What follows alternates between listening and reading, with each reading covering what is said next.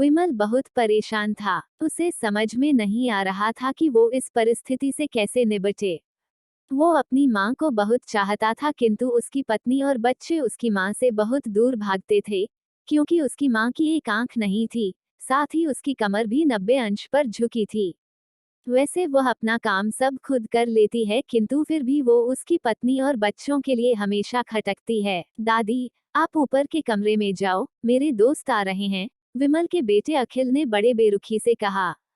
पर बेटा, मैं तो यहाँ बहुत दूर बैठी हूँ, विमल की माँ ने बहुत प्यार से कहा। नहीं, आप उनके सामने मत रहो, वो मुझे चिढ़ाते हैं, अखिल ने जोर से डांटते हुए कहा।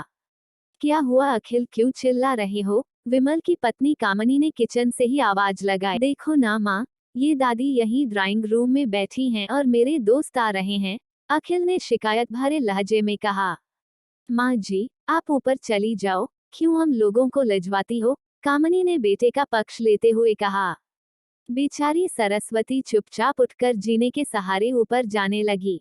कमर झुकी होने के कारण उन्हें ऊपर चढ़ने में बहुत परेशानी हो रही थी, किंतु वो पूरी ताकत से ऊपर के एक अकेले कोने वाले कमरे में जाकर बैठ गईं। विमल बाजू के कमरे से सब सुन रहा था। उसे कष्ट हो रहा था कि उसकी माँ को अपमानित होना पड़ रहा है, किंतु वो असहाय था। अगर वो कुछ कहता है तो पत्नी और बच्चे उसका विरोध करने लगते हैं। दूसरे उनके तर्क भी सही लगते हैं। चूंकि वो एक प्रशासनिक अधिकारी था, उसका सामाजिक स्तर बहुत ऊंचा था, उसकी ससुराल भी एक उच्च घराने में थी, अतः वह चुपचाप इस तरह हर दिन अपनी मां को अपमानित होते देखता रहता था। रात को विमल की पत्नी ने कहा, देखो जी, अब कुछ करो। कल कलेक्टर साहब की पत्नी आई थी। माँ जी अपनी देशी धुन धारा में उनसे मिली। मुझे बहुत शर्म आ रही थी बताते हुए कि ये मेरी सास हैं। मैंने कह दिया कि दूर की रिश्तेदार हैं, इलाज कराने आई हैं। विमल को रोना आ गया, किंतु फिर भी वह चुप रहा। उसे समझ में नहीं आ रहा था कि वो क्या करे। अपने बेटे की मन स्थिति को सरस्वती अच्छी तरह से जानती थी और बेटे को कोई कष्ट न हो इसलिए वो हर बात को चुपचाप सह लेती थी। विमल बहुत उदास रहने लगा।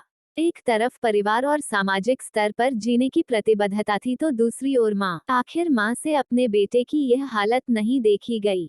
एक दिन उसने अपने बेटे से कहा, विमल बहुत दिन हो गए हैं, मैं अपने गांव जाना चाहती हूँ, मुझे वहां पहुंचा दो, मेरा यहाँ मन नहीं ला रहा। किंतु माँ, वहां तो कोई नहीं है, तुम्हारी देखभाल कौन करेगा?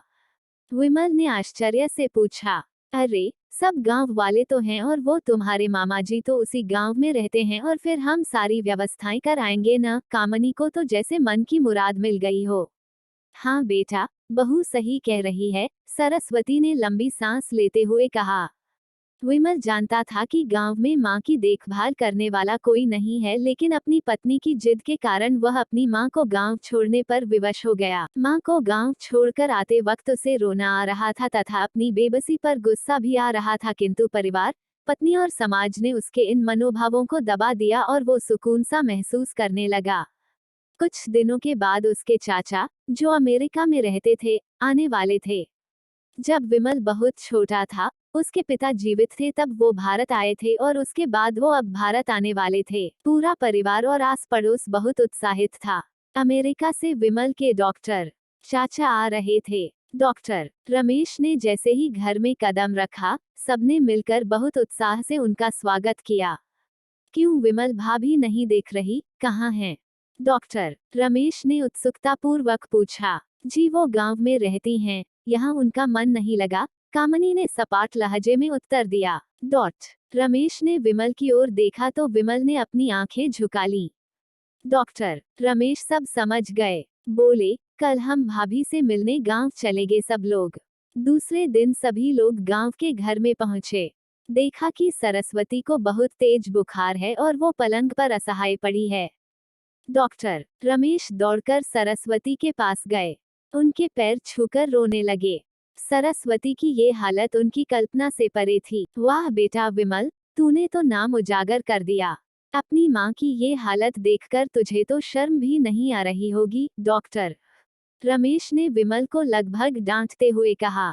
नहीं देवर जी, विमल का कोई दोष नहीं है, मैं खुद गांव आई थी। सरस्वती ने अपने बेटे का बचाव किया। मुझे सब पता चल गया भाभी, आप चुप रहो। क्यों बहू, तुम्हें अपनी सास की कुरूपता पसंद नहीं है? समाज में तुम्हें नीचा देखना पड़ता है ना? डॉक्टर रमेश ने कामनी की ओर व्यंग्य से देखा। कामनी निरुत्तर होकर विमल को देखने लगी। आज तुम जिस सामाजिक स्तर पर हो, वो इन्हीं के संघर्षों की देन है। और बेटा विमल, तुम्हें शायद मालूम न हो कि बचपन में जब तुम 1 साल के थे तब छत से नीचे गिरने के कारण तुम्हारी एक आंख फूट गई थी और तुम्हारी रीढ़ की हड्डी में भी समस्या थी। तब तुम्हारी इस कुरूप माँ ने अपनी एक आंख और अपना बोन मेरो तुम्हें देकर इतना सुंदर स्वरूप दिया था। कामनी बेटा, इतने सालों तक संघर्ष करके बेटे को प्रशासनिक अधिकारी बनाने वाली इस संघर्षशील औरत की तुम लोगों ने ये दशा कर दी। तुम्हें ईश्वर कभी माफ नहीं करेगा। डॉक्टर रमेश की आंखों से अश्रु जलधारा बह रही थी। अब भाभी, आप मेरे साथ अमेरिका जाएंगी, यहाँ इन स्वार्थी लोगों के बीच नहीं रहेंगी। डॉक्टर रमेश ने सरस्वती से कहा। विमल को तो काटो तो खून नहीं था। डॉक्टर रमेश जो उसके चाचा थे, उन्होंने जो राज बताया उसके बाद तो विमल को यही लग रहा था कि उससे ज्यादा पापी इंसान इस दुनिया में कोई और है ही नहीं। वह दौड़ता गया और माँ सरस्वती के कदमों से लिपट गया। माँ, मेरा अपराध अक्षम्य है। मैं जानबूझकर चुप्पी साधे रहा, आपका अपमान करवाता रहा। अब सिर्फ आप ही उस घर में मेरे साथ रहेंगी और कोई नहीं। विमल ने आग्नेय दृष्टि से अपनी पत्नी और बच्चों को देखा। कामनी को भी बहुत पश्चाताप हो रहा था, किंतु उसकी हिम्मत नहीं हो रही थी कि वो सरस्वती से आंख मिलाए। सरस्वती ने कामनी की मन स्थिति को समझकर उसको पुचकारते हुए अपने पास बुलाया और विमल को डांटते हुए कहा, खबरदार, जो मेरी बहू को मुझसे अलग करने की कोशिश की तो तुझे ही घर से बाहर निकाल दूंगी। कामनी और बच्चों ने सरस्वती के पैर पड़ते हुए अपने व्यवहार पर माफी मांगी और मां के हृदय ने सबको माफ कर दिया। दोस्तों प्लीज़ बेल आइकन दबा के इस चैनल को सब्सक्राइब करें और ऐसे ही मज़ेदार कहानियों का आनंद